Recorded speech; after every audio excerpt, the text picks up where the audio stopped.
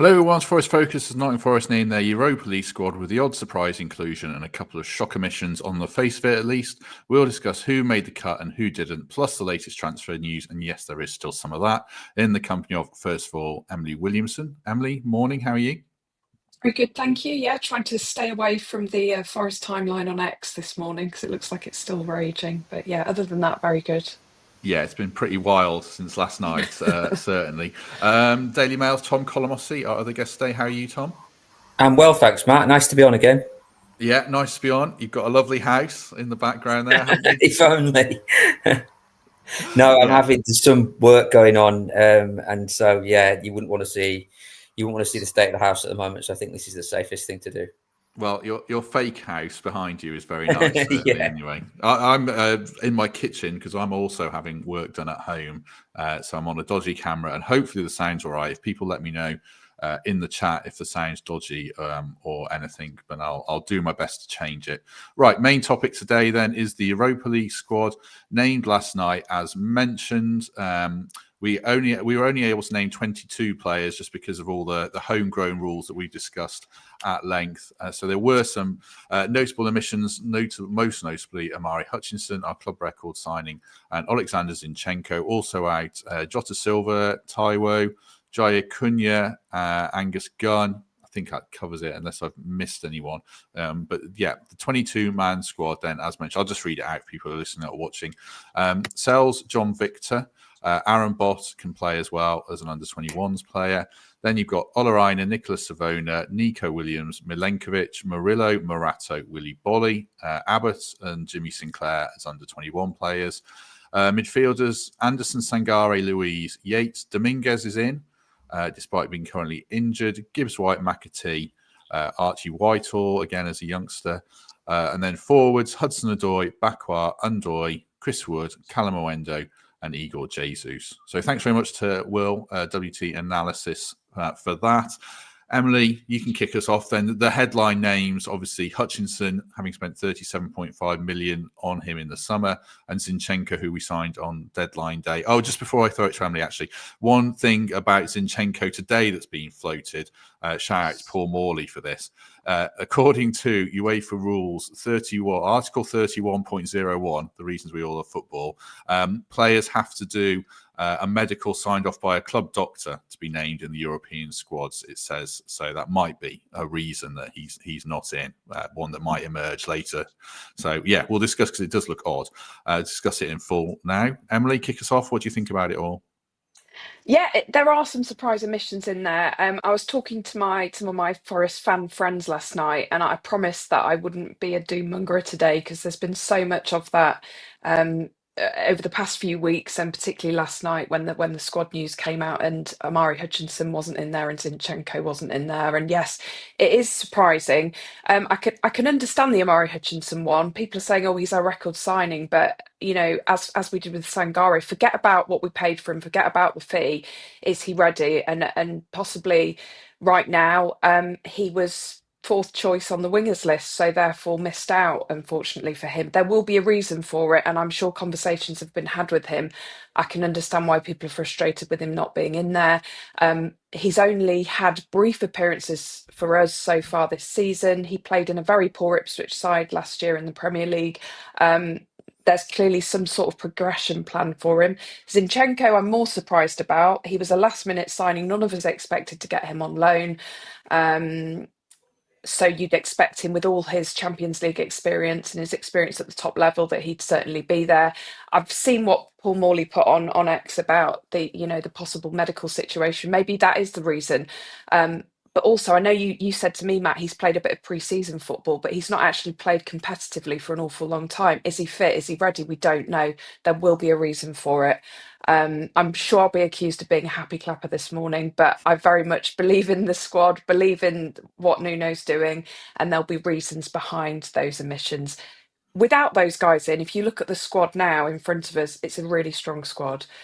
Yeah, we don't have that left back backup option in Zinchenko. That is a slight worry, but it's a really strong squad without those in. We'll get into Zinchenko second, because if it's just on football reasons, I do find it really odd that he's not in, and we'll talk more about that. We'll start with Hutchinson, though. I suppose, Tom, is it an optics thing because he's our club record signing? And when you dig deeper with the football reasons, you can see why he might have been left out. Or is it just really, really odd? What's your take on Hutchinson just in general? And then we'll talk about a couple more points about him. What, the fact that he's been left out? Yeah, what's your view on it? Look, I think it's very strange because football clubs are really political organisms, and if everything's working perfectly, which is usually not the case, let's be honest, at most clubs, then the manager will know exactly who's being signed. He will have approved them all, and they'll all go into his squad. I'd be very surprised if Manchester City were to pay a load of money for a player and then Pep Guardiola doesn't include him in the European squad, for example. That's just not something that would happen. So if the club have spent big money on a player who a manager didn't necessarily push for, then the manager's got a decision to make. He either wears it, might not be his first choice, but he would do something like include him in this squad, or he doesn't, knowing full well that, look, Nuno is a very experienced manager, a very bright guy.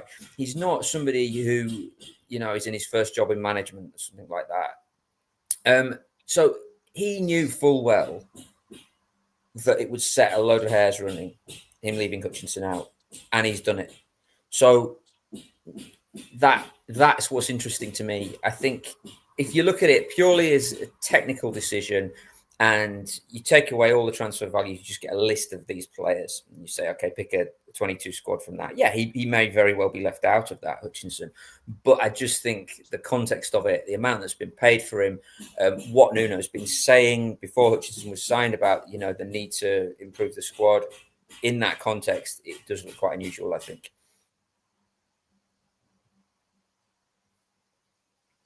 Matt, you're muted. I don't know why I'm muted. Tom's meant to be muted.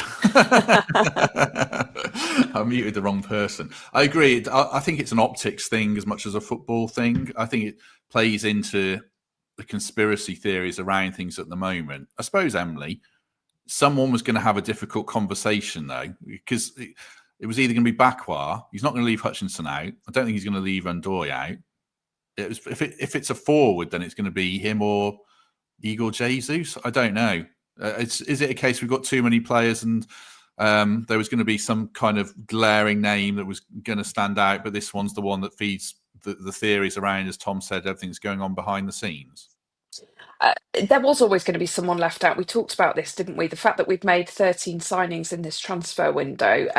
Nuno clearly needed to boost his bench options for the Premier League because we kind of played most of last season with that core 11 and then the bench options didn't look great, did they? So there was always going to be someone that was going to be left out. And actually, if you do look at the Europa squad without any of the political, anything else behind it, we've got really good attacking options. I think it's unfortunate for Omari Hutchinson that he is a record signing. Therefore, that is going to raise eyebrows. But I think, yes, it plays into the narrative that there are issues behind the scenes. I don't know how this squad is picked. I don't know if anyone else knows, but does Nuno pick it on his own? Has he got a team with him? Does Marinakis have to sign it off? Is Edo involved in it? I can't imagine that Nuno's just sat there on his own and put this squad together and thought, right, here we go, I'm going to leave Hutchinson out and see where we go with that. I strongly believe there are reasons for that. He was an Edu signing, we know that, and we know there are issues between Edu and Nuno. But yeah, I'm fed up of people trying to find a reason why someone is or isn't named in the squad.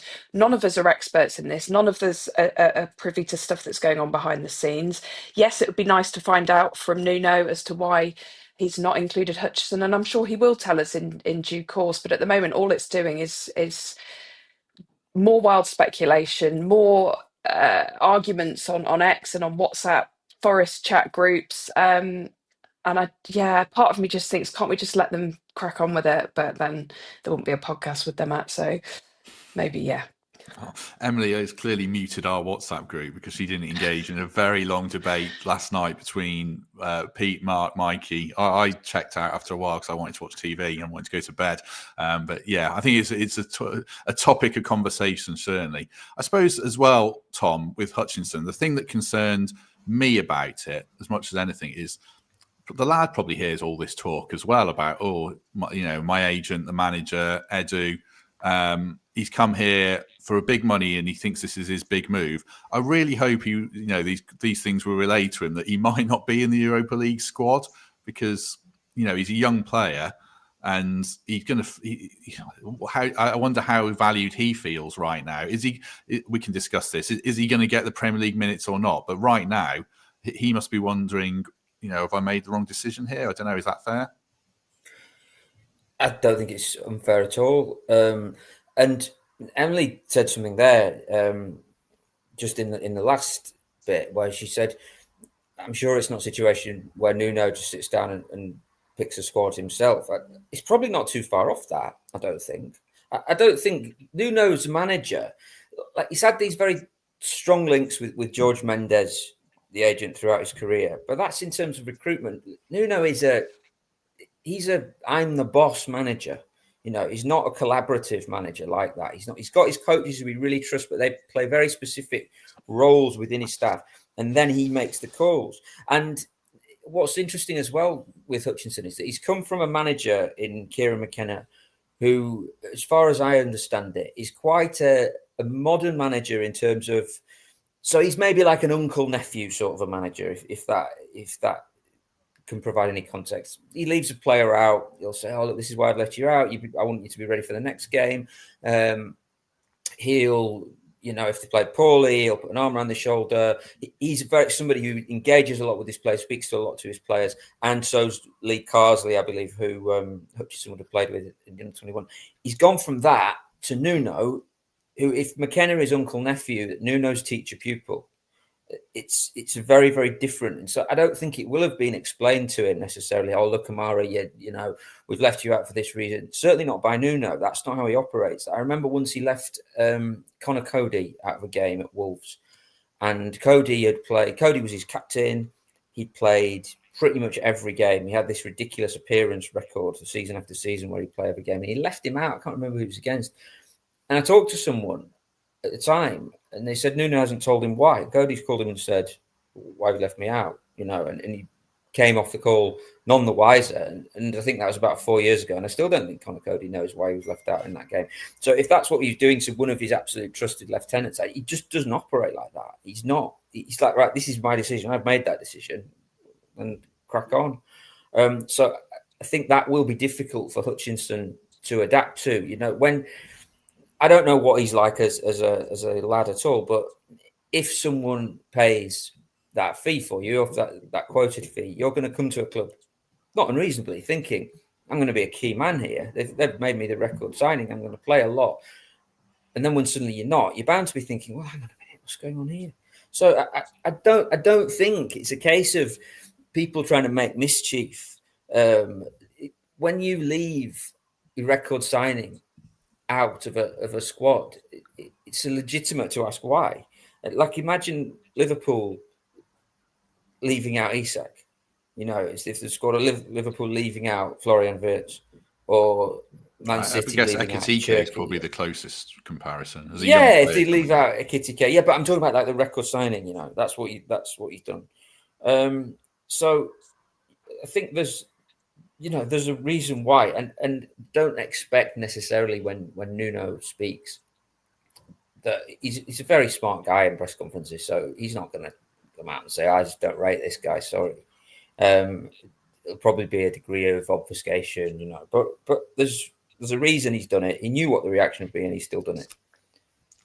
Just before I go back to Emily, I'll just put one point up, Emily, and then feel free to respond, of course. A lot of people said this to me on Twitter. Cole Palmer was left out. I think this is a different situation because Chelsea left Palmer out because they didn't need him. They were playing the Conference League and they got a great squad and they didn't want to make completely different. Like that's it. Their priority was to get in the Champions League, wasn't it? And then they effectively had two squads, and they knew that the B squad, if you like, was going to be good enough to probably win that competition or certainly get them far in it, and it was.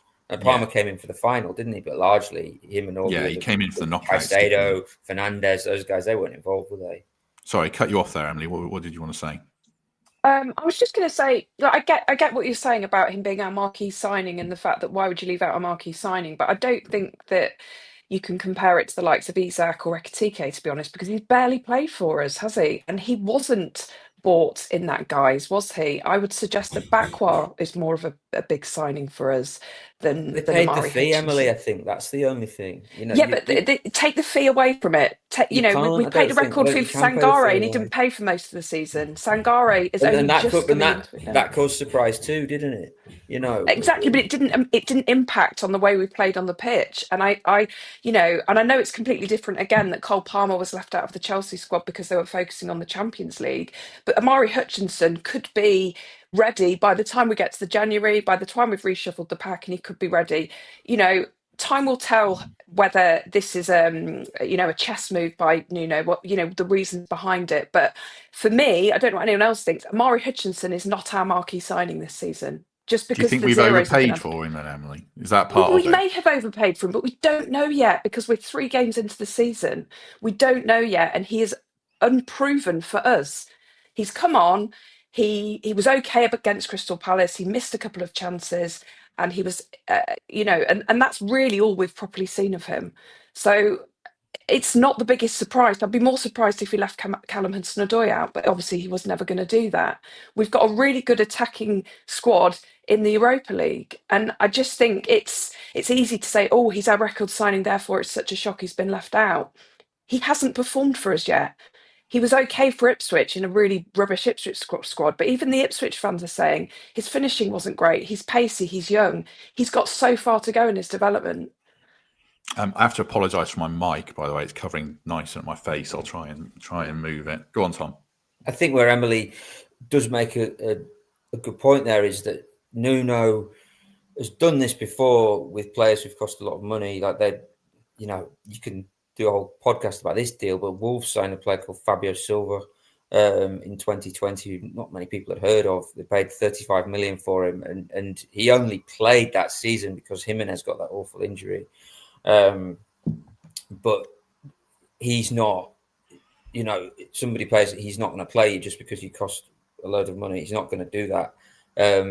It's just interesting to me, without labouring the point, that in a squad you don't find room for him because you know what the reaction is going to be. But I completely take Emily's points as well. Do we have to wait and see, Emily, how he's used in upcoming Premier League games? I assume he's going to play against Swansea in the Cup. Do we wait and see if Hutchinson gets a start against Burnley and Sunderland, and then this looks a slightly different picture? I'm a bit sceptical he will, but if that happens, then it changes. Yeah, I don't think he will, actually. I think he will start in the Cup against Swansea, but I even think at Burnley and the Sunderland games, highly unlikely I would think that he would start. And again, happy to be proved wrong on that. He feels to me like a long-term investment for Forest. And I think it's coincidence that he happens to be our record signing. I think that's just to do with the way the market is now. Honestly, it doesn't really over concern me at all. Like there will be a plan for this player, and there is a player there. But as I've said before, let's just wait and see. We've had the best transfer window that we've had in my lifetime. We've got the strongest squad that we've had in my lifetime, and as we've said already, there was going to have to be players to be left out because it's a 22-man squad. We can make 3 additions, I think, can't we, in January? So let's wait and see if we get to the knockout stages and reassess things then. But I'm honestly not overly bothered by it at the moment because it's such early days for the lad. You can make 3 changes for the knockout games. I know Villa did this time last season. Let's talk more about Zinchenko, but just before we do that, worth the Trent navigation. The Betis game is coming up. I think I might have got a ticket. I'm not sure yet. Hopefully so. You can watch it at the Nav anyway if you're not lucky enough to be in Seville. It's on all the outdoor screens and the big screens. I think 17 out of our 19 opening games are on TV. So yeah, get down to Nav for all of them, basically. I saw Paul Morley put that on Twitter the other day. No need to book. Just go down on the day, and thanks to Nav as ever for their support. The Zinchenko one is the one I find more confusing, Tom. I can see the football merits of Hutchinson, and I just discussed the reservations around communications with the player, but we're short at fullback in this Europa League squad now, and Aina and Williams, to me, need rotation. So again, maybe Zinchenko plays the Premier League games, but it looks odd leaving out a guy who's played, I think, 40 Champions League games, assuming that there wasn't some reason around medicals and injuries that he's not in the squad. If it's a football pick, then this is the one more than Hutchinson that looks odd to me. What do you think? Yeah, and if there is issues around medicals and injuries, then it kind of speaks to that I don't like deadline day, and I can never really understand why this isn't a Forest issue, but deals get so close to the line. You've had 3 months to do it. People have known Zinchenko's available for that amount of time. Anyway, that's by the by. Disregarding that, it is really interesting because not only can he play left back, he can play midfield a bit too. Very different style with Arsenal, of course, but and he's got that kind of experience. There's not loads of European experience in this Forest squad, and he's won a load of trophies. So yeah, I'd be surprised at that. It's an interesting one. I'd have had him in there for sure, especially because we don't know when Dominguez will be back. He's going to have to get back up to speed when he does come in, and then there's defenders in there who, Morato, he might leave before when the Turkish and the Saudi window close. So yeah, it's a really interesting one, that. Yeah, the Zinchenko, Emily, feels sort of intertwined with Dominguez's fitness and Morato's squad status as much as anything. Because I don't know, do you think this one's more odd than Hutchinson then, or you're not worried? I'm not bothered by either of them, to be honest, but that doesn't make for a good podcast, does it? No, it's good. It's good. Rocky, we want different views. yeah, that's just how I feel as a fan. But Rocky Balboa in the comments has been asking this all morning, so I must address this. Do I thought you meant the real one then. Yeah. He listened. Yeah. Do Arsenal have a recall clause, i.e. are they saying that he can't play for us in Europa because would that make him eligible for the Champions League if they need him further on? I don't know the answer to that, actually. I don't know if anyone else does. No, I don't think but that would make a little bit of sense, wouldn't it, if Arsenal have said they don't want him playing in Europe. But I guess the reason why we bought him was for his European experience. So it is a bit of a mystery, but I would suggest he's not match fit and he's not ready. And maybe he's another one that's a possible addition in January if we make it through to the knockout stages. No backup for Nico. That leaves us a little bit exposed, doesn't it? But I have all faith in Nico Williams. Morato and Dominguez. Again, Dominguez, we don't know where he is at with his fitness, do we? He had a pretty nasty injury at the end of the season and has had to have surgery. So maybe he's further along than we know. And I assume Morato is merely there as a backup plan in case there are any injuries. I'll put the squad back up again. I just wonder if it's partly picked for the option to play three at the back, because having Bolly and Morato and Zach Abbott, it feels like it's mostly a balanced squad. It's just a couple of issues that I don't really. The Zinchenko one's the one I don't understand. But is he going to play three at the back like he did against Wolves in Europe, Tom, possibly, or when he was Wolves manager? I think you're muted now, Tom. Muted. I'm so sorry. I was just saying what a great shout that was, Matt. Actually, so I'll say it again. I think it's a really smart observation. It hadn't occurred to me. At Wolves, he was an absolute three at the back guy, and that season that went on forever, the COVID year, they got to the quarterfinals of the Europa League. They played it all in Germany. The knockout stages or the last day, and he played three at the back all the way through that. So that, I think, that's a really good shout, actually. He's a cautious manager by nature, so you can well see, they go away to somewhere like Betis, you can absolutely see three at the back in that game. I think it's a really good shout. Just some confirmation from Paul that Asensio played in the same comp for two teams, so I don't think that's an issue around Zinchenko at all. Just on Zach Abbott's another one, Emily.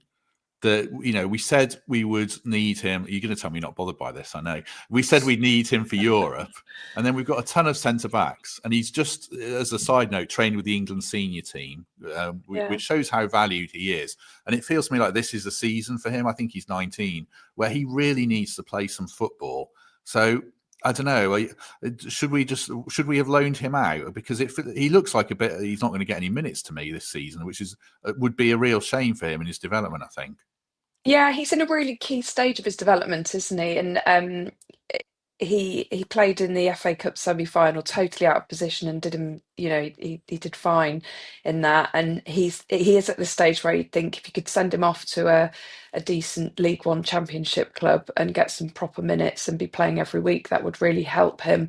I know on the record he's said, hasn't he, that he's happy to be at Forest and he wants to be there and he wants to be training among the first team squads, and maybe he might get some minutes in Europe. But yeah, it feels like he's our bench option at best at the moment, which could impact his development long term. I guess those are conversations he's having with Nuno at the moment. But yeah, on a side note, you mentioned him training with the seniors in the England camp, and that's going to do him no harm at all, is it? Training with those guys, and I'm sure linking up with Anderson and Gibbs White as well will be really good for him. But yeah, I mean, with the squad fully fit, I don't see him getting many minutes. No, I think that'd be a shame.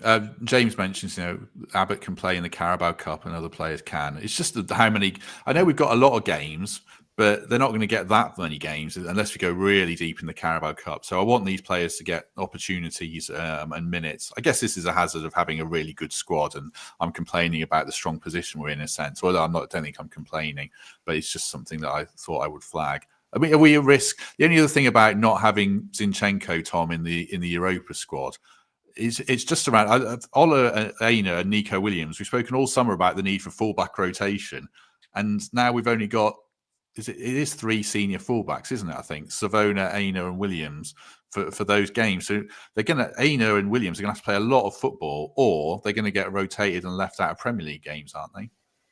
Yeah, sure. I suppose in Europe he might do a wing back system where you move someone else there, but then equally you expect Aina and Williams to play there. But again, Nuno does do this. I think that season at Wolves that I was referring to before, he had about half a dozen players who played between 50 and 60 games, and then another half dozen more. I can't remember the exact figures. I should have looked at before I came on the podcast. But another half dozen or more who played between 40 and 50. So he does do it.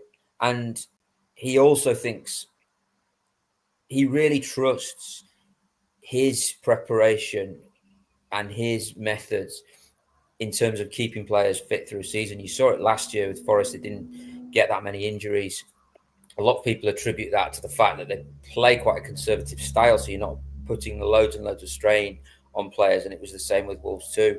I'm interested to see that he's brought João Lapa back into the fold there. I think that's a really important appointment because they lost Antonio Diaz, didn't they, to Fenerbahce. Lapa was a big part of that Wolves group. They kind of went their separate ways for a while. So just explain who he is because people won't know who he is. João Lapa is a kind of fitness specialist, I think. He's a bit more than that, though. He's a real somebody who's really trusted by Nuno, someone who forms really close relationships with the players.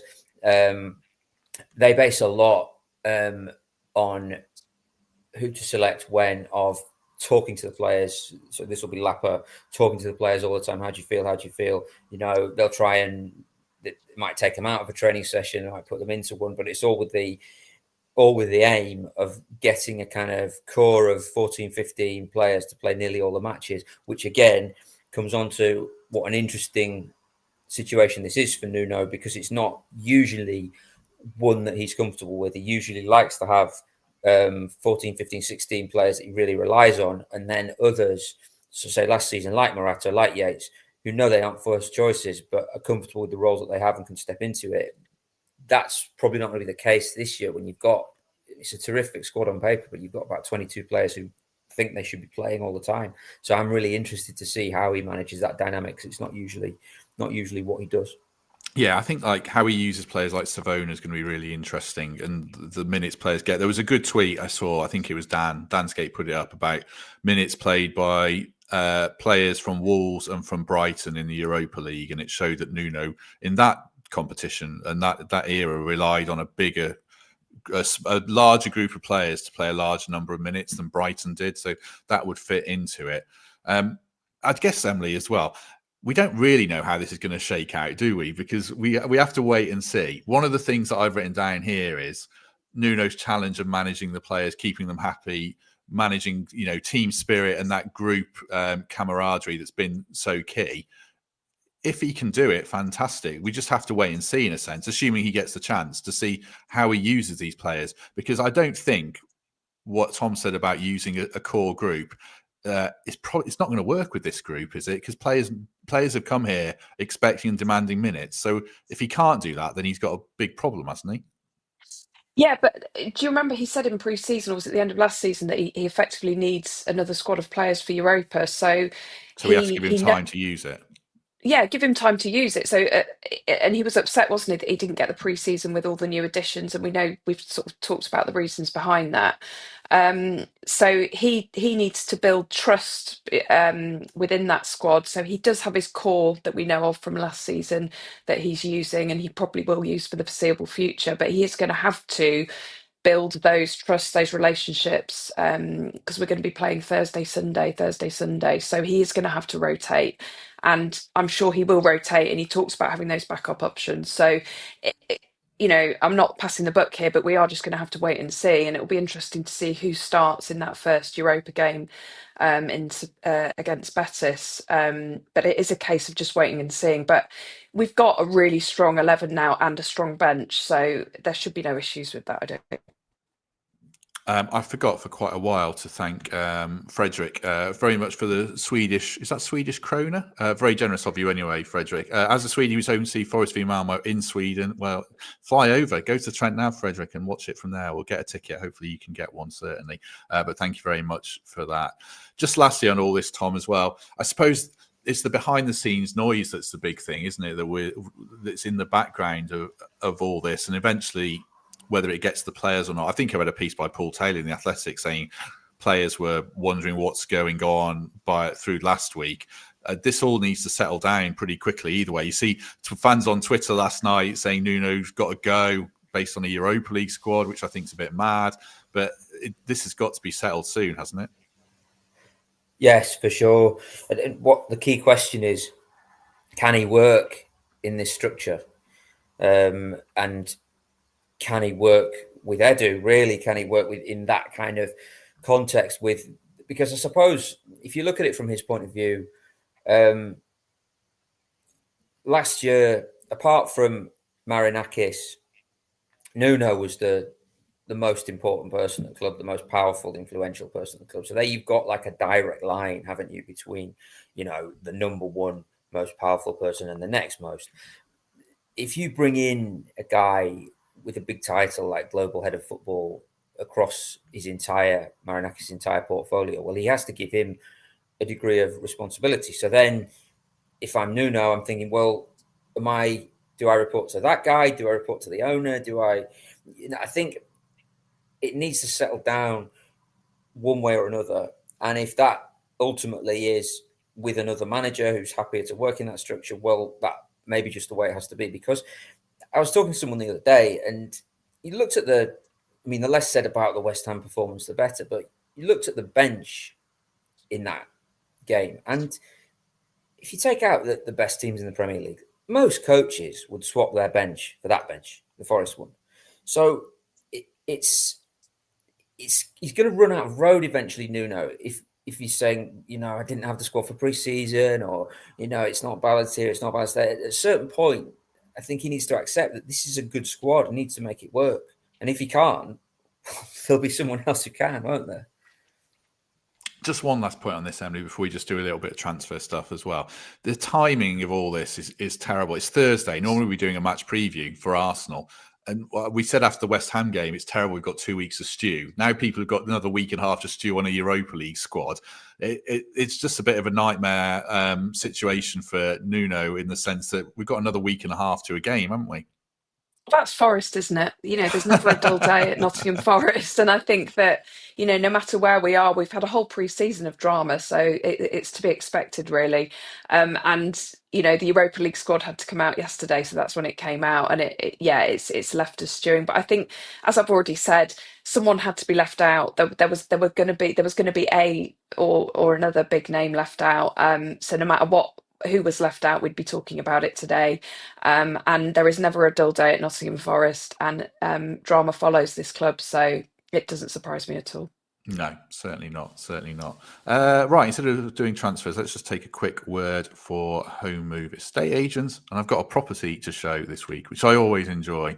Right, this is in Hucknall, Nottingham Road. Hucknall is on the market for 225,000. It's an exclusive 2-bedroom first floor flat in the McCarthy Stone Wyburn Court. It's for over 60s only. So if you're over 60 and looking for a retirement home, if you're under 60 and looking for somewhere to ship your parents and know they're in a good place, then this could be the spot for you. So as you can see on screen, 2 bedrooms, underfloor heating as well. It's got a lift and it's got a communal space in indoors and outdoors for participating in activities. So there you go. It looks very nice anyway. So if you want to fake your age and try and get into an over 60s place for good living, then do that. Check out the link in the description. Right, transfers. Few players could still go. As Tom said earlier, a few markets are still open. Saudi Arabia, Turkey. Tom can add a few more when I ask him about this. But who are you thinking still might go then, Tom, in the next week, is it, or so? Yeah, I think they'll definitely try and find a solution for Jota Silva. I think I did a piece on this.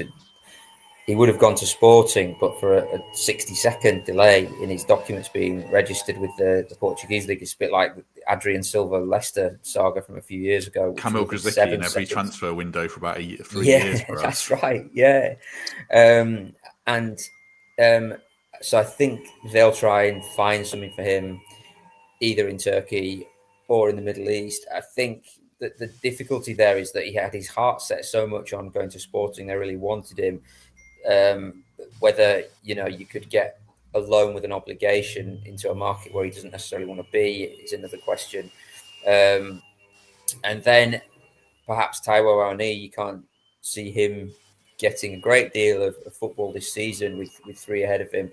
Again, with his injury issues, it's which are well documented.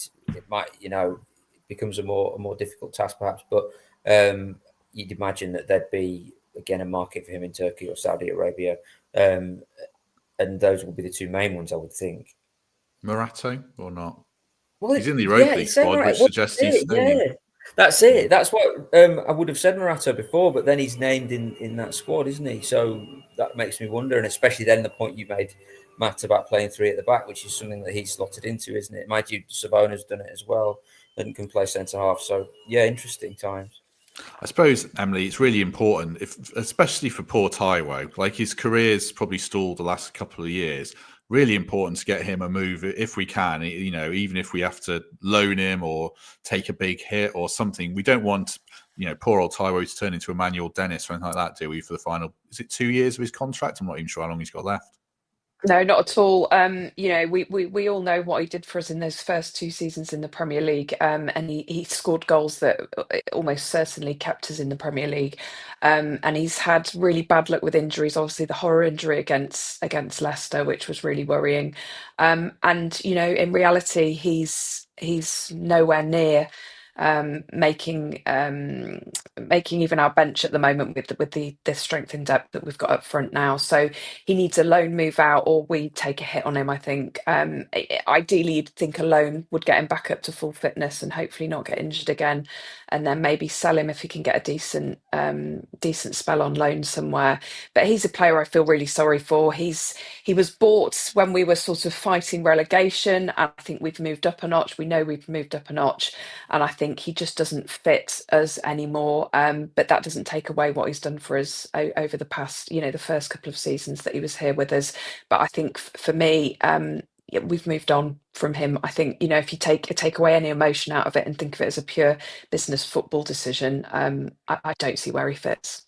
What about Morato, Emily? I'm thinking we didn't really discuss Jaya Cunha being left out of the squad as well. Would it be strange to keep him around, or does it show actually Nuno probably values him more highly than perhaps the fan base do after the second half of last season? Well, I think the fact he's in the Europa squad suggests he's not going anywhere. He was decent for us last season, I think, but towards the end of the season he started making mistakes, and He has possibly been scapegoated a bit because he did make mistakes, but he was our sort of bring on in the last 10 minutes to shore up the defence kind of guy, wasn't he? He was the gatekeeper for us and did okay. And he's clearly someone that Nuno likes and trusts. So I can't see him going anywhere. But he's not a starter, is he? He's definitely a sort of backup to our main two, but possibly in the cups he may start ahead of Murillo or Milenkovic to give them a rest. Taiwo's contract runs till 2027, so he's got 2 years left. So we'll see what happens with him. Other topic just discussed briefly before we go, Tom. Elliot Anderson, did England media today or yesterday, which normally means they might well play. I don't know. That's in club football. Surely he's going to get some minutes against Andorra, isn't it? It feels like the perfect game to slot him into. Especially, I think Wharton is out of the squad as well, isn't he? So it feels like there's a spot there. You'd think so, wouldn't you? And if they've called him up, you can only think it'd be to play. He's not. It's not a kind of Theo Walcott 2006 call up, is it? Where he's completely come out of the blue. He's been one of the best midfielders in the league for probably a lot of 2025. I think he's been really impressive for Forest, and I think he's one who's we're going to look back on that as one of the best deals Forest have ever done, because effectively they got him for about 15 million, I think, with the goalkeeper going the other way to Newcastle. And if ever they were to sell him, I don't want to, enrage the kind of Forest fan public, but if ever they were to sell him, they will make a huge amount of money on him, I think, if he continues at this rate of development. And when clubs know that, it allows them, I think, to be a bit more adventurous in the market sometimes, because they can think, oh, well, look, if we ever get into an issue with PSR, we got this homegrown budding superstar effectively who could solve a lot of problems for us. So I think he probably will play for England, and I can only see his career going from strength to strength. I think he's a super player. Yeah, I mean, it's conceivable, Emily. More conceivable to me that Elliot's a starting England player than Morgan Gibbs-White is when the World Cup comes around. It's still an outside chance, I think, but it's pretty mad to even be having that conversation, isn't it? Yeah, I mean, we've known what Elliot Anderson can do from what he's done for us, and obviously everyone else is realising the talent now. He was brilliant in the under-21s. It's no surprise that he got the England call up, and I couldn't be more thrilled for him, really.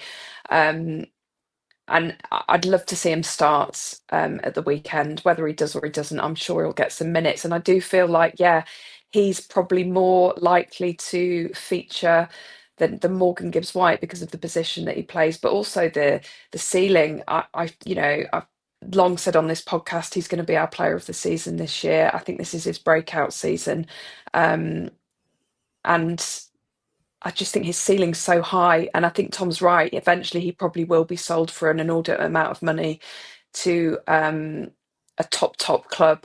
And I just think he's got the potential to be a world-class midfielder, because you can see where he's at already and you can see what he can do. We've talked about how great he is. So I'm just so happy for him, and I hope it really works at England, and he continues to develop like he has, because he's just got such a high ceiling. I agree, and he probably needs to start scoring a few more goals, maybe, if you're nitpicking. But I think that'll come, and I think a lot of that's probably due to the position that he plays in. He plays a bit further back than you might ideally want him. But it's interesting with the Gibbs-White one as well, because I think initially Thomas Tuchel and his coach, they really weren't sold on Gibbs-White, I don't think.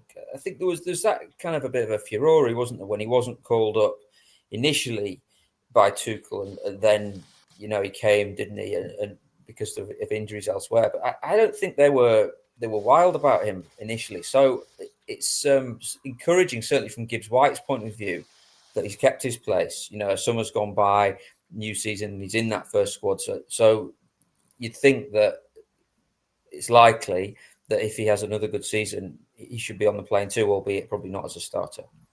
I think Elliot's got goals in him. He gets in the box quite a lot. He gets in the box in the left channel, and he's often trying to play the pass across the box or the pass before the cross and stuff like that. So he's getting in good areas. I think Tom's right. He probably just needs to up his shot volume and stuff like that. I think we're a bit guilty of that in general. this is a side point, but too many passing triangles on the edge of the box and not enough end products. We saw that against West Ham, which is, hopefully something that McAtee and lads like that can do, certainly. I'll ask one last question, because I've been reading the chat all the way through. People, the whole week, aren't sold on Nuno or are totally backing him. So I'll just ask quickly, Emily, I know you want Nuno to be in charge for the Arsenal game. Are you confident he will be still? I'm not sure, actually. I assumed if they were going to part ways, it would be not long after the West Ham game. So I'm surprised that nothing's happened. Talks apparently taking place. We don't know if that's happened or whether it's going still to happen. I feel like the longer that we hear nothing, then assume that we're going to continue as normal. From what Marinakis was saying at the European draws, as long as the results go positively, Nuno can stay, and Nuno's hoping that he can stay. But it feels like the longer we go on, the more likely he'll be in charge at the Arsenal game. I really hope he is. Yeah, so I hope he is, but I'm not sure. Tom, I'll give you an opportunity to plug your work in 1 second, but I'll ask you the same question, I guess. So there was all this talk about the meeting, and Marinakis dampened a lot of the chat on Friday, I thought, of the Europa League, but obviously it's not gone away. So same question, do you think Nuno will be in charge come the Arsenal game? Oh, it's a tricky one, that. I think on balance, yes, but I don't think long term. Because unless, look, they go and win 6 in a row and everything's rosy and it integrates all the sidings, and you can never quite know. But I just don't see a situation where he's suddenly absolutely comfortable working in this structure. And the meeting that everybody talks about, I'm not sure it's a kind of, right, here's the date in the diary and Nuno's going to come in at 2 o'clock. I'm going to have 2 hours and we're going to talk. Well, I don't think it's quite at that level. I think it's more just, at some point they'll have a catch up. But yeah, it's a shame because he's a really impressive manager for Forest, and last season was one of the best they've had. But I don't think the sort of fall off as they would see it towards the end of the season has been forgotten about. And look, no owner likes a manager going out on the record and saying, well, that the club's not done the right kind of business. No one's going to like that. So much as Marinakis' words certainly calm the waters, I think a lot would have to change for it suddenly to be a long-term partnership. And look, who knows, it might, but you never can guess at Forest, can you? But I'd say yes, probably for Arsenal, but maybe not for ages and ages afterwards. Okie doke. 530 people with us, by the way. I haven't plugged this much. Do us a favour and hit like, do hit subscribe. That'd be great if you haven't already. Talking of plugging things, Tom, give us a shout for some of your work where people can find more of you. Yeah, it's at Tom Collomosse, just quite simple. And I did a piece on the Europa League squad and reflecting on why certain decisions might have been taken. So it'd be great if you could go over there and have a little read. Good stuff. Emily, any other business, anything you want to add before we go? No, I don't think so. No, I feel like that was quite a cathartic 40 odd minutes for me. Because I'm gonna hold my hands up now, Matt. I did mute the group chat last night because that was obvious. You don't have to. It was sending me. It was sending me into a pit of depression, so I had to just sort of let loose there. And I was thinking, right, tomorrow I've just got to show some positivity. So hopefully people are feeling a little bit more positive about the future, because let's look at where we are and where we were and where we're going, and it's all looking bright. So enjoy. I know. I'd love to see how many WhatsApps Pete Blackburn sent last night. It was just absolutely nuts. Yeah. And Mark as well, and Mikey at times. I'm guilty of it as well. But I tuned out after a while. So those guys will be on next week. Probably on Monday is the plan. The plan tomorrow is I've recorded something with Lindsay Harkin about Forest women. They kick off their season on Sunday against Newcastle at the City Ground. So you can get your tickets for that. Obviously, no men's game. And it's a big season for Forest. They're in WSL 2, trying to get promoted again. again. But I don't know a huge amount about women's football, but looking at the Newcastle squad and some of the teams, it's going to be a good task and a good challenge for them, certainly. So check that out. If nothing mental happens with Forest, I'm going to have the weekend off, so I'll probably see you Saturday and Sunday. Otherwise, we'll be back on Monday, as mentioned, and we'll do more of this chat with whatever's going on. In the meantime, Tom Collomosse, thank you very much. Thank you very much. Thanks for having me on. Really enjoyed it. Thank you. Good stuff. I'll let you go back to whatever your house really looks like after this, rather than the fake AI one behind you. Emily Anderson, I'm sorry. I'm so close to not messing up. Emily Williamson, thank you very much. My pleasure, Matt Davies. How many times do you get called Anderson still? Not a lot, actually. It's more, I still forget, so don't worry. Sometimes when I ring someone and have to give my full name, I slip up, so don't worry. I'm still getting used to it. But it's been a pleasure today, so thank you. Oh gosh, they'll probably think that you're some kind of con artist and you're trying to, not really that person if you're giving the wrong name when they're asking for the security question and all that kind of stuff. So, Yeah. Oh dear. Right. Good. Yeah, enjoyed that. Thanks very much, everyone. Like I say, do hit like if you haven't already, or subscribe. That'd be great. But in the meantime, have a good day and we shall see you soon.